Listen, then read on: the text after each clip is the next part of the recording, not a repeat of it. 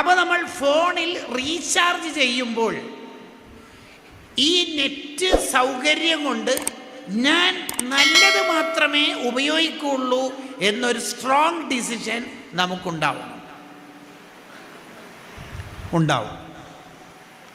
അനാവശ്യമായി നമ്മുടെ ജീവിതത്തിൽ പണം ചെലവഴിക്കരുത്. എങ്ങനെയാണ് പണം കൊണ്ട് സ്വർഗം വാങ്ങുക എന്നുള്ളതിനെ ചുരുക്കി പറയാനാണ് ഞാൻ ശ്രമിച്ചുകൊണ്ടിരിക്കുന്നത്. അഹ്മദ് ബിൻ ഹംബൽ റളിയല്ലാഹു അൻഹുവിൻ്റെ ഒരു ചരിത്രമുണ്ട് കിതാബിൽ. അഹ്മദ് ബിൻ ഹംബൽ റളിയല്ലാഹു അൻഹുവിനെ ഒരാൾ ഒരു സ്ഥലത്ത് സദ്യക്ക് ക്ഷണിച്ചു. അവിടെ എത്തിയപ്പോൾ അവിടെ ഒരു വെള്ളി കൊണ്ട് ഉണ്ടാക്കിയ സുർമ്മക്കുപ്പിയുണ്ട്. മഹാനവറുകൾ ഇറങ്ങിപ്പോയി, തിരിച്ചുപോയി. കാരണം സുർമ്മക്കുപ്പി വെള്ളിനെ കൊണ്ട് ഉണ്ടാക്കേണ്ട ആവശ്യം ഇല്ലല്ലോ, അത് അനാവശ്യമാണ്. ഇനി നമ്മൾ ചിന്തിക്കുക, നമ്മുടെ ഹൗസ് വാമിങ്ങിന്, മകളുടെ വെഡ്ഡിംഗ് പ്രോഗ്രാമിന്, അല്ലെങ്കിൽ മറ്റൊരു ഫംഗ്ഷന് അഹ്മദ് ബിൻ ഹംബൽ തങ്ങൾ വരാൻ സാധ്യത ഉണ്ടോ? അഹ്മദ് തങ്ങൾ വരാത്ത മജ്ലിസിന് സ്വഹാബത്ത് വരുമോ? സ്വഹാബത്ത് വരാത്ത മജ്ലിസിന് നബി തങ്ങൾ വരുമോ? നമ്മളോട് തന്നെ ചോദിക്കുക. അനാവശ്യങ്ങൾ നമ്മുടെ ജീവിതത്തിൽ നിന്ന് മാറ്റി നിർത്തണം. അനാവശ്യം ഏത് കാര്യം കൊണ്ടാണോ നമ്മൾ ചെയ്യുന്നത്, ആ കാര്യം കൊണ്ട് ആവശ്യമുള്ളത് കാര്യം ചെയ്യാൻ തൗഫീക്ക് നഷ്ടപ്പെടുന്ന. ഉദാഹരണം പറഞ്ഞാൽ, അനാവശ്യം കാണുന്ന കണ്ണാണെങ്കിൽ ആവശ്യമുള്ളത് കാണാനുള്ള തൗഫീക്ക് നഷ്ടപ്പെടും.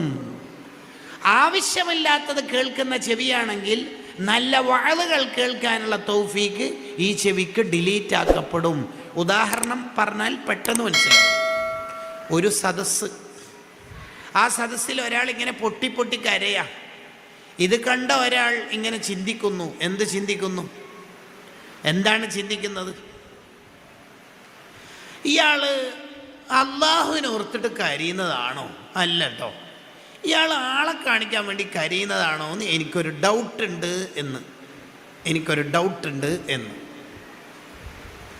അപ്പോൾ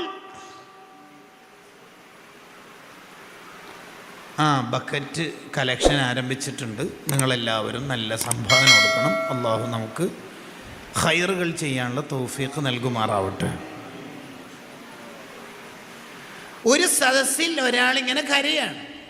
ഇത് കണ്ട വേറൊരാൾ ചിന്തിക്കുകയാണ്, ഇയാൾ അള്ളാഹുവിനെ ഓർത്തിട്ടല്ല കേട്ടോ കരയണത്, ആളെ കാണിക്കാൻ വേണ്ടിയാണ് കരയുന്നത്. അങ്ങനെ ചിന്തിച്ച ആൾക്ക് അന്ന് മുതൽ ഒരു കൊല്ലത്തേക്ക് അള്ളാഹിനെ ഓർത്ത് കരയാനുള്ള തൗഫീക്ക് ഡിലീറ്റാക്കി അള്ളാഹു. കാരണം ആവശ്യമില്ലാത്തത് ചിന്തിച്ചപ്പോൾ ആവശ്യമുള്ളത് ചിന്തിച്ചോർത്ത് കരയാനുള്ള തൗഫീക്ക് ഡിലീറ്റഡ്. അതാ വലിയ പ്രശ്നം എന്ന് പറയുന്നത്. അപ്പൊ സമ്പത്ത് ആവശ്യമില്ലാത്തടത്ത് ചെലവാക്കിയാൽ ആവശ്യമുള്ളത് ചെയ്യാനുള്ള തൗഫീക്ക് ഡിലീറ്റ് ആവും. അതാണ് പ്രശ്നം. മിൻ ഹുസ്നി ഇസ്ലാമിൽ മർഇ തർക്കുഹു മാ ലാ യഅ്നീഹി. ആവശ്യമില്ലാത്തത് നമ്മളെ ജീവിതത്തിൽ നിന്ന് മാറ്റി നിർത്തുമ്പോഴാണ് ഒരു നല്ല മനുഷ്യനാവുന്നത്.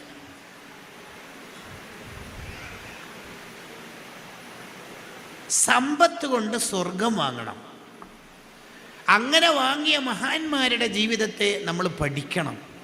നിങ്ങൾ കേട്ടു നോക്കൂ, മഹാനായ സഅദ് ബിൻ ഉബാദത്ത് റളിയല്ലാഹു അൻഹു എന്ന സ്വഹാബി പണക്കാരനായ സ്വഹാബിയാണ്.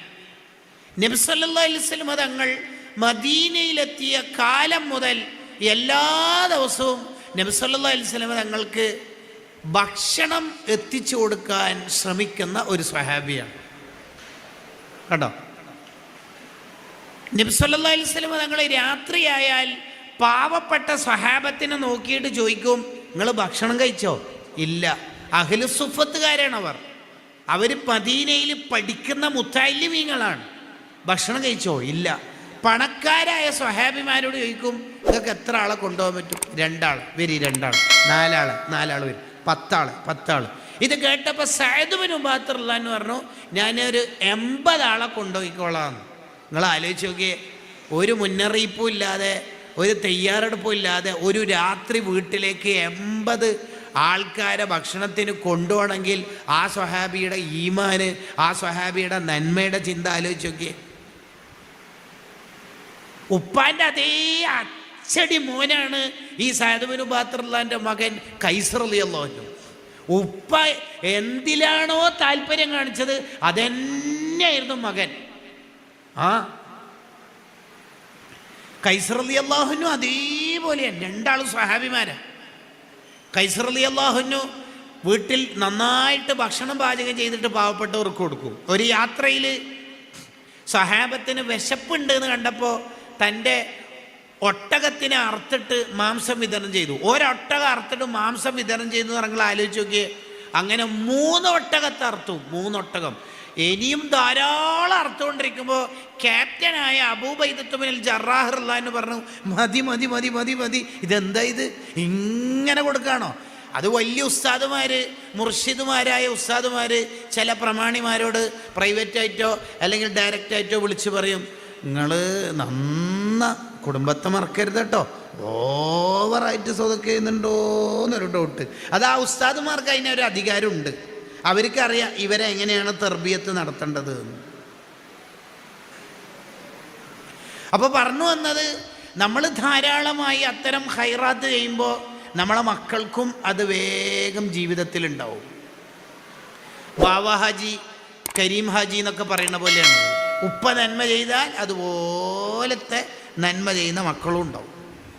ഞാൻ വഴിയെ അത് മക്കളിലേക്ക് വരുമ്പോൾ പറയണം എന്ന് കരുതുകയാണ്.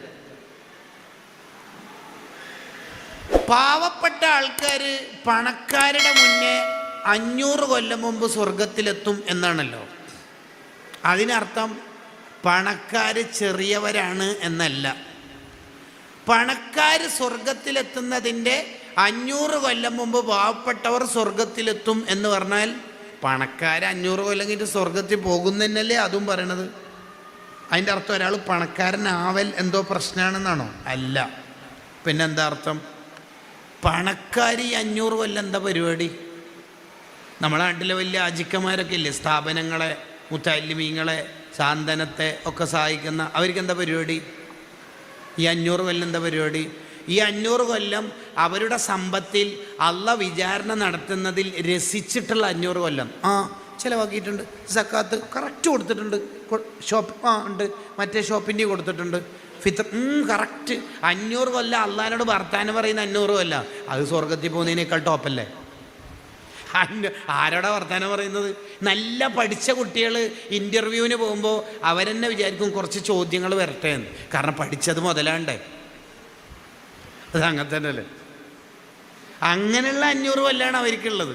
500 കൊല്ലം അള്ളാഹിനോട് ഇങ്ങനെ കറക്റ്റ് ഡാറ്റ നോക്കിക്കോ, ഓക്കെ ഞാൻ ഡാറ്റ എടുക്കാം, എക്സൽ ഷീറ്റ് ഉണ്ട്, കറക്റ്റ് അള്ളാഹിനോട് വർത്താനം പറയണം അവർ. 500 കൊല്ലം എന്ത്? അവരുടെ ഡാറ്റ ഇങ്ങനെ പ്രൂഫ് ചെയ്തുകൊണ്ടിരിക്കുകയാണ്. ഇബ്നു ഹജർ റഹിമഹുള്ളയുടെ ഫത്വൽ ഇലാഹിൽ കാണാം ഈ പറഞ്ഞ വിശദീകരണം. അപ്പോൾ പണക്കാരാകുന്നത് പ്രശ്നമൊന്നും ഇസ്ലാമിലില്ല. പണക്കാരാവുന്നതിനെന്തേ? ഒരാൾ പാവപ്പെട്ട ആളായി പണക്കാരനായി എന്നൊന്നും ഒരു മുത്തക്കിയാവുന്നു എന്നുള്ളതിൻ്റെ മാനദണ്ഡമൊന്നുമല്ല. സമ്പത്ത് അള്ളാഹ് കൊടുക്കാതിരിക്കുക, അതൊന്നും അള്ളാഹുവിൻ്റെ ഇഷ്ടാനിഷ്ടങ്ങളുടെ മാനദണ്ഡമൊന്നുമല്ല. പണക്കാരായ അമ്പിയാക്കളുണ്ട്, പാവപ്പെട്ടവരായ അമ്പിയാക്കളുണ്ട്. പണക്കാരായ സ്വഹാബിമാരുണ്ട്, പാവപ്പെട്ട സ്വഹാബിമാരും ഉണ്ട്. അത് അള്ളാഹു കൊടുക്കുന്ന ഒരു കാര്യമാണ്. അതുകൊണ്ട് സ്വർഗം വാങ്ങുന്നവരുണ്ട്, മഹാഭൂരിപക്ഷം നരകത്തിൽ പോകുന്നവരായിരിക്കും. നമ്മുടെ ഒരു 5 പൈസ നരകത്തിലേക്കുള്ള ഇൻവെസ്റ്റ്മെൻ്റ് ആക്കരുത്. അതാണ് പറഞ്ഞതിൻ്റെ ചുരുക്കം. പണം നല്ല കാര്യത്തിന് ചിലവാക്കുക, അത് നേടിയെടുക്കുന്നതൊക്കെ ഹലാലായ മാർഗത്തിൽ ആവുക. ഇമാം ബുഖാരി റളിയല്ലാഹു അൻഹുവിൻ്റെ ഉപ്പാൻ്റെ പേര് ഇസ്മായിൽ എന്നാണ്. ആ വാപ്പ വഫാത്താകുമ്പോൾ പറയുന്നുണ്ട്, എൻ്റെ മക്കൾക്ക് ഞാൻ അനന്തരമായിട്ട് ബാക്കി വെക്കുന്ന ഈ സ്വത്തിൽ 1 ദിർഹം 1/2 ദിർഹം പോലും ഹറാമില്ല, ഒന്നും ഹറാമില്ല. കണ്ടോ? അങ്ങനെ നമുക്ക് ധൈര്യമായിട്ട് പറയാൻ പറ്റണം.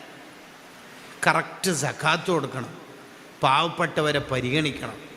പാവപ്പെട്ടവരെ പരിഗണിക്കുന്ന ആളുടെ ഖൽബ് നല്ല ഖൽബായിരിക്കും എന്നാണ്. അതുകൊണ്ടാണ് ഉപദേശം തേടുന്ന പല സ്വഹാബിമാർക്കും നബി സല്ലല്ലാഹു അലൈഹി വസല്ലം തങ്ങൾ കൊടുക്കുന്ന ഉപദേശം ബിഹുബ്ബിൽ മസാക്കീൻ എന്നാണ്. പാവപ്പെട്ടവരെ സ്നേഹിക്കണേ എന്ന്. എന്ത് ഈ പാവപ്പെട്ടവരെ സ്നേഹിക്കണേ എന്ന് പറയണത്?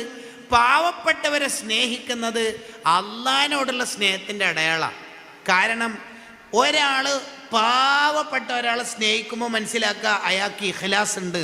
കാരണം അയാളെ സ്നേഹിച്ചാൽ, ഈ പാവപ്പെട്ട ആളെ സ്നേഹിച്ചാൽ അയാൾക്ക് അധികാരമില്ല, സ്വത്തില്ല, സ്വാധീനമില്ല, ഒന്നും തിരിച്ചു കിട്ടാനില്ലല്ലോ. അപ്പോൾ അള്ളാഹ്ക്ക് വേണ്ടിയിട്ട് തന്നെയാണ് സ്നേഹം. ഒരാളുടെ മനസ്സിൽ പാവപ്പെട്ടവരോട് സ്നേഹം ഉണ്ടെങ്കിൽ മനസ്സിലാക്കാം അയാളുടെ സ്നേഹം അള്ളാഹുവിന് വേണ്ടിയുള്ള സ്നേഹമാണ്. അല്ലാണ്ട് നിങ്ങൾ ആലോചിച്ച് നോക്കിയേ, അള്ളാഹിൻ്റെ ഹബീബ് സല്ലല്ലാഹു അലൈഹി വസല്ലം അള്ളാഹിനോട് ചോദിച്ചതാണ് എന്ത്? അല്ലാഹുമ്മ ഇന്നി അസ്അലുക ഫിഅലൽ ഖൈറാത്തി വ തർക്കൽ മുൻകറാത്തി വ ഹുബ്ബൽ മസാകീൻ. പാവപ്പെട്ടവരോട് സ്നേഹം എനിക്ക് തരണേന്ന് അള്ളാഹിനോട് റസൂൽ ഒരു കാര്യം ചോദിക്കണക്കാകെ എത്ര വലിയ കാര്യമായിരിക്കും. ഒരു മനുഷ്യനെ അള്ളാഹ് ഇഷ്ടപ്പെട്ടാൽ കൊടുക്കണതാണ് പാവപ്പെട്ടവരോടുള്ള ഇഷ്ടം. പാവപ്പെട്ടവരോടുള്ള ഇഷ്ടം. അപ്പോൾ നമുക്ക് പാവപ്പെട്ടവരോട് ഇഷ്ടമുണ്ടോ? നമ്മൾ നല്ല മനുഷ്യരാകുന്നുണ്ട് എന്ന് അതിൻ്റെ അർത്ഥം. എത്ര മഹാന്മാർക്ക് അത് വലിയ ക്രെഡിറ്റാണെന്നറിയോ? ജാഫർ ബിൻ അബീ ത്വാലിബ് റളിയല്ലാഹു അൻഹുവിൻ്റെ ഒരു സ്ഥാന പേര് തന്നെ അബുൽ മസാകീൻ എന്നാണ്. പാവങ്ങളുടെ ഉപ്പ എന്നാണ്. പാവങ്ങളുടെ ഉപ്പ.